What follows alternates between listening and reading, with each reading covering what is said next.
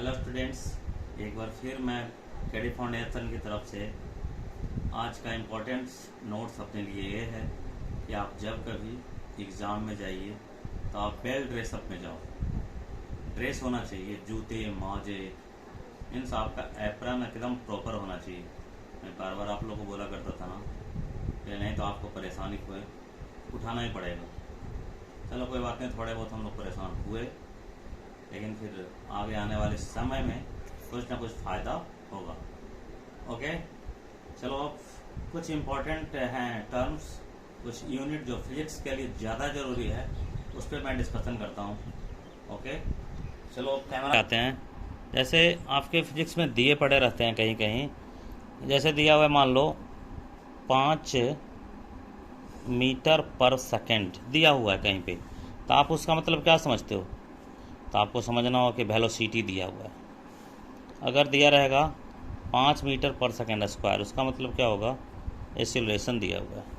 अगर 5 न्यूटन कहीं पे दिया हुआ है, उसका मतलब क्या समझेंगे कि फोर्स दिया हुआ है। अगर 5 जूल दिया हुआ है, इसका मतलब हम लोग को क्या समझना है कि बाबू वर्क हुआ है, ठीक है ना। अगर 5 पास्कल दिया हुआ है, उसका मतलब क्या होगा? प्रेशर दिया हुआ है, ठीक है ना। और भी जैसे मान लो अगर 5 मीटर दिया हुआ है, इसका मतलब क्या देंगे, समझेंगे क्या? डिस्टेंस है या डिस्प्लेसमेंट दिया हुआ है।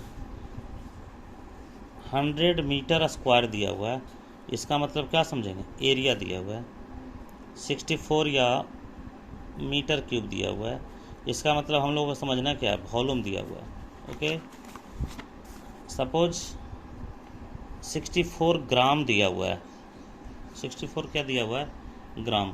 तो हम लोग समझेंगे कि वेट तो दिया हुआ है, लेकिन हम लोग इसको क्या करेंगे ना, इसको हम लोग 1000 से डिवाइड करके इसको केजी में बदल देंगे। अगर इसको 1000 से तुम डिवाइड करोगे ना, 1000 से अगर डिवाइड करोगे तो कितना हो जाएगा?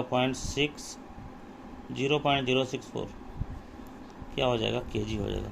यानी कि हमारे लिए यूनिट का होना एकदम उतना ज़रूरी है, क्योंकि अगर हमारे पास यूनिट का जानकारी होगा तो इससे हम लोग किसी चीज़ को तुरंत का तुरंत उसको क्या कर लेंगे, साइड कर लेंगे, अपने कैलकुलेशन में हमें सुविधा होगा। ओके स्टूडेंट्स, तो सबसे पहले आपके लिए बेल नोटिस ये है कि आप जब भी एग्ज़ाम देने के लिए जाओ तो जो किसी स्कूल का ड्रेस है उस ड्रेस में जाओ।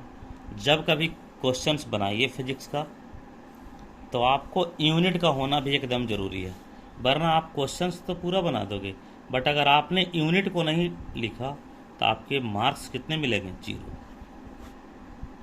ओके, ठीक है, थैंक यू। फिर मिलेंगे केडी फाउंडेशन में ही अगले लेक्चर के लिए। फिर से बने रहिए।